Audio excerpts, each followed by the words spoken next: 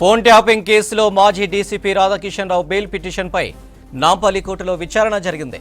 Case దర్యాప్తు దశలో ఉన్నందున రాధాకిషన్కు బెయిల్ ఇవ్వదని, ఒకవేళ ఇస్తే సాక్షులను ప్రభావితం చేస్తారని కౌంటర్ దాఖలు చేశారు పోలీసులు.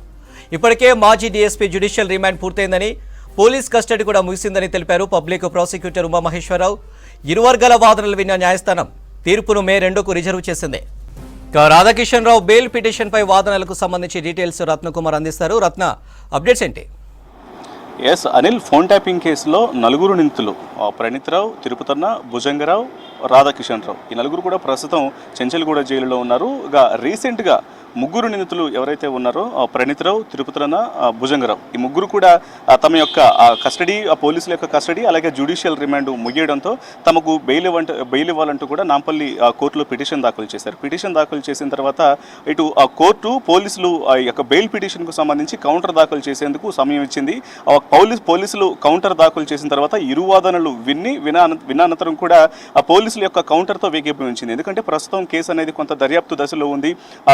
ఖచ్చితంగా వీళ్ళకు బెయిల్ ఇస్తే సాక్ష్యాలను తారుమారు చేసే అవకాశం ఉంటుంది, సాక్షులను ప్రభావితం చేసే అవకాశం ఉంటుంది. కాబట్టి ఈ ముగ్గురికి బెయిల్ ఇవ్వడానికి బెయిల్ ఇవ్వద్దు అంటూ కూడా ఇటు పోలీసుల తరపున ప్రత్యేకంగా నియమించినటువంటి స్పెషల్ పబ్లిక్ ప్రాసిక్యూటర్ సాంబశివరెడ్డి వాదనలు వినిపించారు. వాదనలు వినిపించడంతో ఆ వాదనలతో వేకిపోయించినటువంటి నాంపల్లి కోర్టు ధర్మాసనం ఇటు ముగ్గురు పిటిషన్లను కూడా అప్పుడు కొట్టివేయడం జరిగింది. ముగ్గురు నిందితులకు సంబంధించినటువంటి పిటిషన్లను కొట్టివేసింది. ఇక ఆ తర్వాత వీరు బెయిల్ పిటిషన్ దాఖలు చేసిన కొన్ని రోజులకే మరోవైపు మాజీ టాస్క్ ఫోర్స్ డీసీపీ రాధాకిషన్ రావు కూడా తన యొక్క జ్యుడిషియల్ రిమాండ్ అలాగే పోలీసుల యొక్క కస్టడీ ముగియడంతో పాటు తనకు కొంత అనారోగ్యపరమైనటువంటి ఇష్యూస్ ఉండటంతో తనకు బెయిల్ ఇవ్వాలంటూ కూడా నాంపల్లి కోర్టులో పిటిషన్ దాఖలు చేయడం జరిగింది.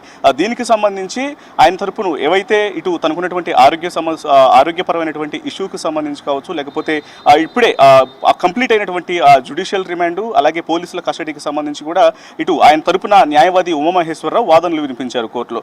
ఆ తర్వాత కోర్టు ఇటు పోలీసులకు కౌంటర్ దాఖలు చేసేందుకు కూడా సమయం ఇచ్చింది. ఆ తర్వాత పోలీసులు రాధాకిషన్ రావుకు బెయిల్ ఎందుకు ఇవ్వకూడదు అంటూ కూడా కొన్ని కౌంటర్ను దాఖలు చేశారు. కౌంటర్ను దాఖలు చేసిన తర్వాత ఇటు విరువాదనలు విన్నటువంటి కోర్టు ప్రస్తుతానికి ఇవాళ యొక్క వాదనలు జరిగాయి.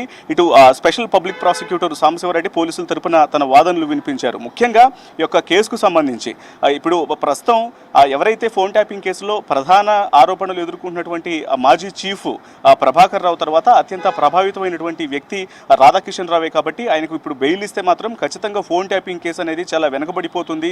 అలాగే సాక్ష్యాలు తారుమారు అవుతాయి, ఆధారాలు మొత్తం కూడా వీటన్నిటిని కనుమరుగు చేసే అవకాశాలు ఉంటాయి. కాబట్టి ఖచ్చితంగా రాధాకిషన్ రావుకు బెయిల్ ఇవ్వడానికి వీల్లేదంటూ కూడా స్పెషల్ పబ్లిక్ ప్రాసిక్యూటర్ తన వాదనలు వినిపించడం జరిగింది. అలాగే ఇటు రాధాకిషన్ రావు తరపున తనకున్నటువంటి రాధాకిషన్ రావుకున్న ఆరోగ్య సమస్యలకు సంబంధించి అలాగే ముగిసినటువంటి జ్యుడిషియల్ రిమాండ్ పోలీసుల కస్టడీకి సంబంధించి కూడా ఉమామహేశ్వరరావు వాదనలు వినిపించారు.